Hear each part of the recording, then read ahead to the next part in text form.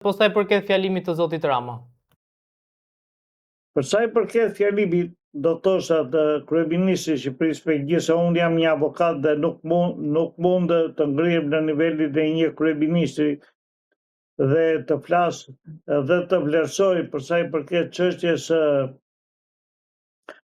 diskutimit të tij, do të thosha sepse ai ka një informacion shumë më të gjerë se sa ne që diskutojmë në përthoz zyrat tona. Do të thoshe që fjalimi i kryeministrit ishte një fjalim brillant. Do të thoshe një fjalim brillant sepse ai ishte mjaft konciz në ato që ai ngriti si probleme, për atë që ai diskutoi për aq minutazh sa i lejohej brenda kuadrit të atij diskutimi, dhe problemi më i prekt që gjykoi kryeministri ishte ashtu siç është edhe problemi më i prekt sot për Shqipëri, është dënimi i 4 ushtarakëve drejtuesve që janë në Hag. Do të thosë dënimi i këtyre në Hag, që është një krim përsëri duke parë dhe qëndrimin e të gjithë organizatave të tjera, strukturave të tjera, do të thosë që asgjë nuk është verifikuar nga fajësia e 4 drejtuesve të ushtrisë çlirimtare të Kosovës.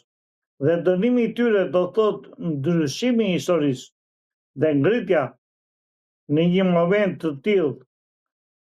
në një pozicion të tillë i Shqipërisë, i bën jashtëzakonisht mirë qoftë Kosovës, qoftë Shqipërisë dhe qoftë atyre 4 drejtuesve të UÇK-s. Pse do të thosha? Sepse mekanizmat e politikës shqiptare kanë punuar mjaft për sa i përket qëndrimit dhe politikës dhe gjykimit të këtyre 4 drejtuesve të UÇK-s, dhe momenti më ideal ishte në këtë takim ngritja e këtij problemi. Ndofta më vonë, ndofta mund të reflektoj dhe Shtëpia e Bardhë dhe mund të ndikojë nëpërmjet mekanizmave të saj që këta 4 drejtues të UÇK-s të lirohen në momentin e sa më të shpejt për sa i përket marrjes së vendimit që do të marrin gjyqtarët, paçka se ai është një gjykim i trukuar dhe i montuar, do të thosha dhe i falsifikuar, ku një pjesë atyre duke dëgjuar avokatët e këtyre 4 drejtuesve, do thosha që një pjesë atyre dëshmitarëve ishin të montuar. Pra, forca jon ishte dhe forca e kryeministrit ishte në momentin e dur dhe në kohën e dur që ngriti këtë problem. Pra, ishte një ndër fjalimet brillante të një kryeministri i cili për vetë pozicionin që ka, për vetë qëndrimin që ka dhe për vetë detyrën e tij, ai ishte i detyruar që ta ngrinte këtë në kuadrin e një Shqipërie e cila, sepse ata të 4 janë shqiptarë në radhë parë, ka luftuar për çlirimin e vendit të tyre, dhe këtu nuk po dënohet politika serbe. Këtu po dënohet politika shqiptare e cila luftoi për çlirimin e trojave të saj. Pra, edhe një kryeministri shqiptar e ngriti si problem mjaft shqetësues çështjen e gjykimit të këtyre 4 drejtuesve të UÇK-s në Shtëpinë e Bardhë. Në këtë takim që ishte disa minutë për sa i përket kryeministrit të Shqipërisë. Unë thash dhe pak përpara, ngritja e këtij problemi në një nivel kaq të lartë, siç është tek Shtëpia e Bardhë, tregon më së miri që nuk ka më ku të vejë. Pikë më të lartë për të ngritur një çështje dhe për të kërkuar zgjidhje në një problemi nuk ka, përveç se në Shtëpinë e Bardhë, e cila është i vetmi vend që mund të ndikojë dhe mund të ndryshojë të gjithë, ashtu siç po ndryshon një pjesë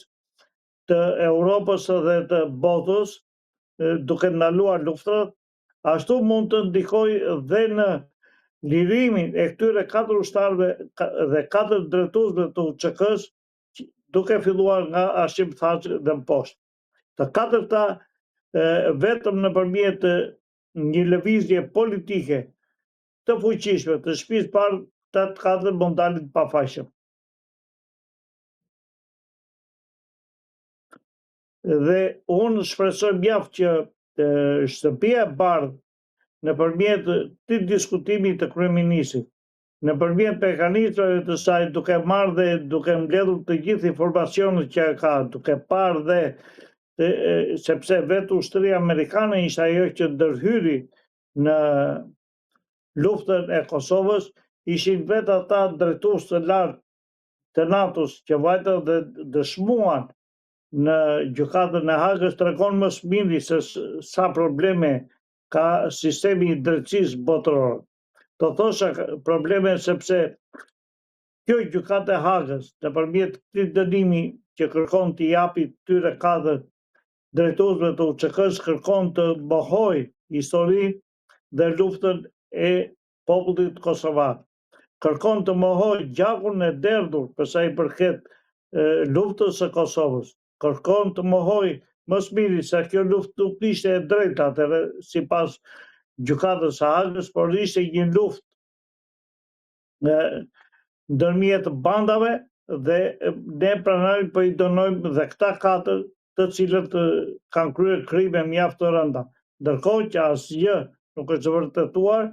në gjykatën e Hagës për sa i përket krimeve dhe luftës së drejtë të kryer nga ushtria çlirimtare e Kosovës. Pra do thosha që triumfi që do të marri këta katër drejtues të UÇK-s do të thotë më së miri vulosja dhe një herë e mirë e të gjithë luftës çlirimtare të Kosovës. Pra vetëm duke shpresuar vetëm ke presidenti amerikan Trump, i cili mund të ndërhyjë dhe të çliroj ta katër drejtues të UÇK-s. Atëherë në radhë parë do flasje për nismën e kësaj lëvizje të presidentit amerikan, i cili ka bërë një nismë jashtëzakonisht e rëndësishme për të gjithë globin toksor, do thosha për gjithë botën, sepse lëvizja dhe nisma e kësaj lëvizje tregon më së miri që një pjesë e të gjithë organizatave ose strukturave të mëdha të botës janë apatike sot, janë të mbefshta dhe nuk janë në kohën e dur dhe në vendin e dur për të mbrojtur ose për të kërkuar ndryshime geopolitike, ekonomike dhe më tutje, do të thosha. Lëvizja e presidentit amerikan tregoi më së miri dinamikën, zhvillimin dhe energjinë që ka Amerika për të lëvizur botën e cila është e përgjumur sot. Dhe do të thosha që marrja pjesë e dy shteteve siç është Shqipëria dhe Kosova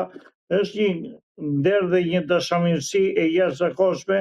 e shtëpisë bardhë për vlerësimin që i ka bërë dhe i bën Shqipërisë dhe Kosovës. Marrja pjesë e vendit tonë në këtë strukturë të re, e cila një pjesë e skeptikëve e shohin dhe e duan, janë nihilist dhe duan që ta mohojnë dhe ta godasin televizje, një pjesë janë optimist dhe kërkojnë që të shikojnë dhe ndryshimet përkatëse. Këto ndryshime nuk vijnë as me shkopin magjik, as në mënyrë të menjëhershme. Është një lëvizje që sapo ka filluar, që tregon më së miri që një pjesë e shteteve kërkojnë të jenë kompakt për sa i përket paqes,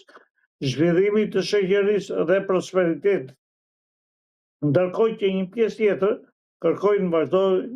të luftojnë për ekspansion dhe për të ndryshuar hartat gjeografike të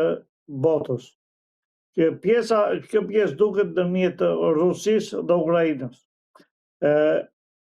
Dikush e krahasoi këtë në, do të thosha, strukturë organizative të Trumpit, të presidentit amerikan me Organizata e Kombeve të Bashkuara. Dhe që në momentin e parë që erdhi presidenti amerikan në postin e presidentit, që në atë moment ai e kritikoi Organizatën e Kombeve të Bashkuara. Dhe ai është i qartë të gjithë rrugën që do ndjeki tash dhe në hapin e parë që ka marrë për lëvizjen dhe zhvillimin e kësaj lëvizje të madhe për sa i përket paqes dhe zhvillimit botëror. Do thoshte sepse Organizata e Kombeve të Bashkuara nuk ishte në gjendje që ta ndalonte luftën ndërmjet Bashkimit Sovjetik dhe Ukrainës. Ndërkohë që me ardhjen e Trumpit në krye të Shtëpisë Bardhë, filluan menjëherë negociatat. Filluan menjëherë negociatat për të arritur një paqe të brisht, do thosha, sepse qëllimi i Putinit është mjaft i qartë për ta eliminuar komplet Ukrainën dhe për ta marrë të gjithë territorin e Ukrainës për ta futur brenda territorit të Bashkimit Sovjetik ashtu siç ishte dikur. Ndërkohë që përpjekjet që u bën presidenti amerikan, që për lobin e paqes dhe qoftë edhe për shërbimet të tjera tregojnë më së miri që do të ketë në një të ardhme të largët nofta, do të ketë edhe një ndryshim gjeopolitik për të gjithë organizimin dhe veprimtarinë politike, botërore dhe ekonomika sociale. Pjesa jonë në të marrjen e kësaj organizate tregon më së miri që ne jemi shumë paqësor, jemi shumë dashamirës dhe i mbështetemi shteteve të fuqishme, siç është Amerika. Sepse ishte ajo Amerikë që na mbrojti neve në vitet 1917, ishte ajo Amerikë që ndërhyri për çështjen e Kosovës, dhe është dhe kjo Amerikë që mund të ndërhyjë nesër dhe për shpëtimin e 4 drejtuesve dhe komanduesve të UÇK-s, të cilët mund të lirohen me një ndërhyrje të fuqishme të Shtetet Bashkuara të Amerikës dhe të këtij lobi të paqes, i cili kërkon që të kryejë dhe një investim pasaj në linjën e mesme. Do thosha është një investim dhe tregon më së miri për vullnetin, dashamirësinë dhe objektivin e zhvillimit të Palestinës, të këtij populli i martir i cili ka luftuar vazhdimisht për çështjen e paqes, po dhe për të pasur një tokë të tij me kufi të caktuar. Ndofta sot ka ardhur momenti që zhvillimet që do të vënë dhe investimet që do të vënë në këtë nga ky lob i paqes atje, do të tregojnë më së miri se sa janë këta politikanë të vëmendshëm dhe të përgjegjshëm për të ngritur popullin, për të stabilizuar ekonominë dhe politikën dhe për mos pasur më luftra në lidhjen e mesme, e cila ka gati rreth 60 vjet që lufton dhe vetëm lufton. Luftrat janë nga më ndryshme në lidhjen e mesme. Dhe ardhja e presidentit amerikan pushoi një pjesë të luftrave në lidhjen e mesme, ashtu siç ndaloi dhe luftën ndërmjet Izraelit dhe Palestinës. Investimet që do të bëhen atje janë nga më të ndryshme dhe tregon edhe një, do thosha që i gjithë populli edhe i gjithë bota duhet të jetojnë në një paqe. Dhe thirrja e qëllimshme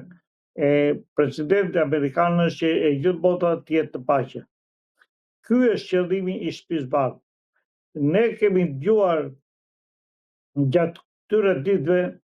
një situata dhe qëndrime nga më ndryshme, qoftë për Shqipërinë, qoftë për kryeministrin e Shqipërisë, për cilën jemi krenar për sa i përket politikës jashtme të Shqipërisë, dhe ashtu siç jemi krenar për politikën e jashtme, ne jemi vend i vogël dhe kërkojmë që tërheqim vëmendjen e shteteve tjera të cilat duhet të investojnë në Shqipëri. Dhe politika e jashtme e ndjekur nga ana e kryeministrit shqiptar këtë për të tërhequr vëmendjen dhe duke u lidhur me më të fuqishmin, do thotë që dhe direktivat pasaj që mund t'japi më i fuqishmi janë për të ardhur një pjesë e investimeve dhe në Shqipëri dhe për të rritur ekonominë e Shqipërisë, për të rritur zhvillimin e Shqipërisë dhe për të rritur standardet ekonomike dhe sociale të këtij populli i cili ka nevojë akoma për shumë investime. Dhe gjithmonë asnjë nuk është në humbje kur Shqipëria lidhet me më të fuqishmin siç është Shtetet e Bashkuara të Amerikës. Dhe po të shohësh edhe testimet që bëhen në raport me ndërmjet Bashkimit Evropian dhe Amerikës, gjithmonë është triumfator Shtetet e Bashkuara të Amerikës. Pra ne jemi shumë dashamirës me Shtetet e Bashkuara të Amerikës, sepse Europa gjithmonë në momente të caktuara na ka lënë baltë. Na ka lënë baltë duke krijuar kurthe, intriga, duke nxjerr pengesa dhe duke parë interesat e saj të ngushta në raport me të gjithë zhvillimin evropian. Ata kanë parë interesat e tyre të ngushta në raport me ne shtetet e vogla, duke i shtrydhur shtetet e vogla dhe duke i krijuar pengesa me qëllim që mos të zhvillohen këto shtete dhe të bëhen pengesë pastaj për zgjerimin e Bashkimit Evropian. Por Shqipëria, duke u lidhur me Shtetet e Bashkuara të Amerikës, krijon një urë shumë të madhe dhe shumë të gjerë për sa i përket zhvillimit ekonomik, e cila mund të sjellë dhe një bumb nesër në Shqipëri për sa i përket zhvillimeve ekonomike dhe ngritjes së nivelit të shoqërisë shqiptare.